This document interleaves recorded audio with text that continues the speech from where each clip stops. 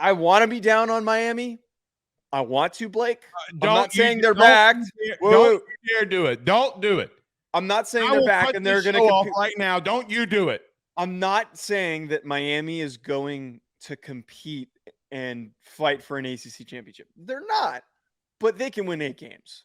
They absolutely can win 8 games. On the defensive side of the football, they got a lot of dudes. Their offensive line's pretty good too. They added Javion Cohen from Alabama through the portal, and Zion Nelson's a pretty strong player who's been talked about having a lot of upside for the past couple of seasons. That defense is very, very, very underrated, and their secondary is pretty scary. I think that Miami is a lot better than we're willing to give them credit for, which is what I said when we talked about Texas A&M. I don't think that is a guaranteed loss for Miami to lose to Texas A&M because their defense is built to compete. You might as well call that man Tyler Van Duke because he's not going to lead them to 9 wins. He's not going to lead. Look, I don't want to get canceled here. Oh, you got a good offense. Look, Javion Cohen is a good left guard. He's going to play in the league. He's really good. You went and got Matt Lee. That's another transfer.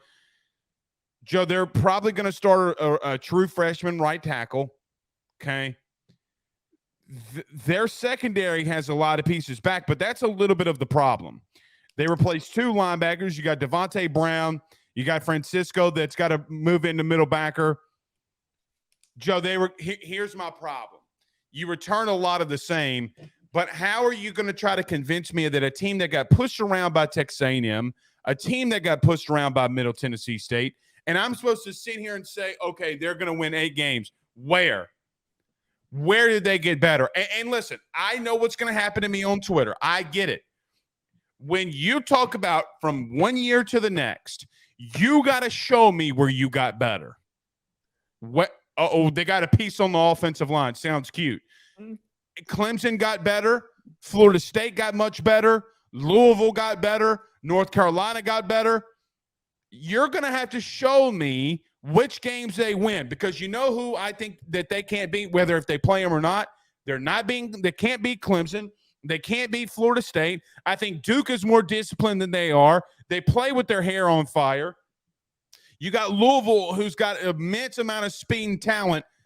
Miami. Oh, by the way, you got Texas A&M. If Texas A&M is on the right track again, I think they get boat raced. Okay, because at some point, talent is going to prevail. If Jimbo Fisher lets Bobby Petrino do what he needs to do, I sent you the film yesterday.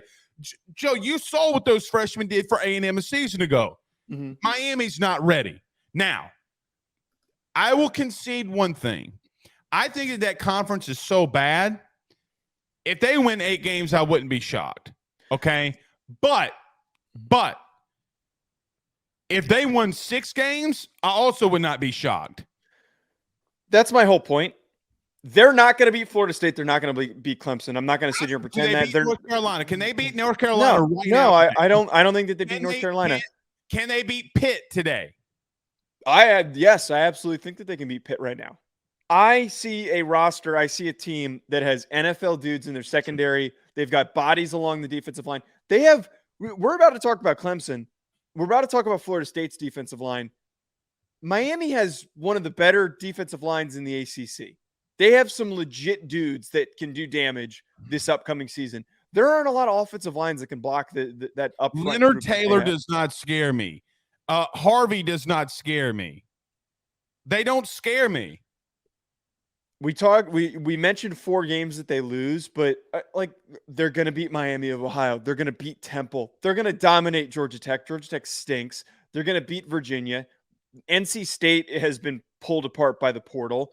Agreed. And then Louisville is a bit of a wild card. Maybe they lose that football game. And Boston College hasn't been good in 5 seasons. So that's my point is they are vastly better than that middle to low end pack of ACC teams. There is such a disparity of talent for a lot of these teams, but they are so far off from being able to compete with Florida State and Clemson and North Carolina yet. They're just not there. I think but they're good enough to dominate the rest of those I think they teams. lose to A&M. I think they lose to North Carolina. I think they lose to Clemson. I think they lose to Florida State. And I think it's a toss-up against Louisville. That's 5 losses. So it's a toss-up. So if they theoretically pull out that Louisville game, there's our 8th win. Does Mario Cristobal get a pass for being one or 2 wins better? Because that doesn't pass for me. What was their record again last year? Were they 5 or 7, 6 and 6? Let me double check. Hold on, I got it right here. They were 5 and 7. If you improve, all right, hold on. So 4, last year they lost to A&M. They got blanked by by Middle Tennessee State. They lost by 3 to North Carolina.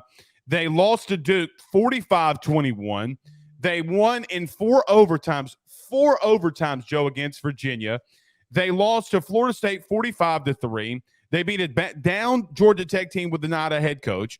Clemson put 40 on them. They lost. Pitt beat them 42-16. Okay, but we don't make our decisions here based on what happened last season. But where did they get better? They got better, and they had one of the better portal classes. We talked about them going and pulling Matt Lee to solidify their offensive line. They got 3 defensive backs that I think already join an elite grouping in the ACC. Branson Dean, Devontae Brown, and Jaden Davis, all joining that defensive backfield, are going to help them get better. All those guys were ranked in the top 200 transfer portal players, some of them even higher than that.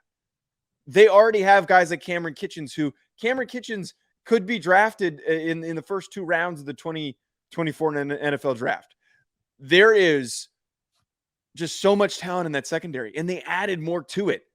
They're going to need to rely heavily on it, though. What are you going to do when you're getting pushed around by Middle Tennessee State? It does that not was last matter. year. That was last year. Their offensive line is a lot better. Return.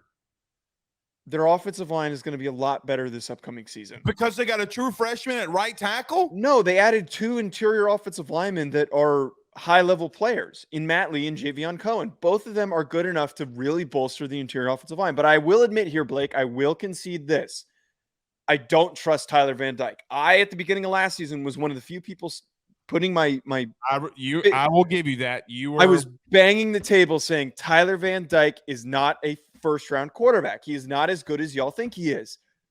He is a very mediocre, frustrating quarterback. If he can at least play average football, I think that offensive line could create some good rushing lanes for Parrish Jr., who is a strong, underrated running back. They're going to need to rely on the run game, kind of like what Mario Cristobal did in his time at Oregon. That is what they're going to need to do to succeed. Look, I'm just going to concede because we're not going to agree here. I know. Okay. At some point, Blake, they got better on their interior offensive line. Sounds cute. Here's the thing. Can they stop Drake May? No. Can they stop Florida State and Clemson? No. I think they have 3 permanent. Look, anything. Let me say this: anything can happen in football. Anything. That's why I call it any given Sunday. I would be shocked if they won one of those 3 games. Shocked. I would be out. And so when I look at teams, I think it's where's the premise of where you look at them from? I don't think that Mario Cristobal is brought in there to win 8 games. Not in that conference. Joe, let me just tell you this. I think that there's 7 SEC teams. I think that there's 5 Big Ten teams. I think that there's probably 3 or 4 Big 12 teams that if they had Miami's schedule, they would salivate over that. No pause. Yeah. Okay? It's not a massively hard schedule. I would rather play personally, I would rather play Clemson than Alabama. I would rather play Clemson than Georgia. So at some point, it's nut cutting time. You got to find a way to win the games that you're not supposed to. And I just don't know with the kind of the chaos that Miami has right now, that they can overcome it. If they win 8 games, look, and this is what I try to tell Miami fans. Now, they're going to be in the DMs. They're going to be in the comments, and that's cute, and that's fine. At some point, you got to be realistic with yourself. You got to be realistic with yourself. Your goal should be 8 games. I agree with you on that. Mhm. If I don't think they can go above that beyond a bowl game. I don't think they could do it.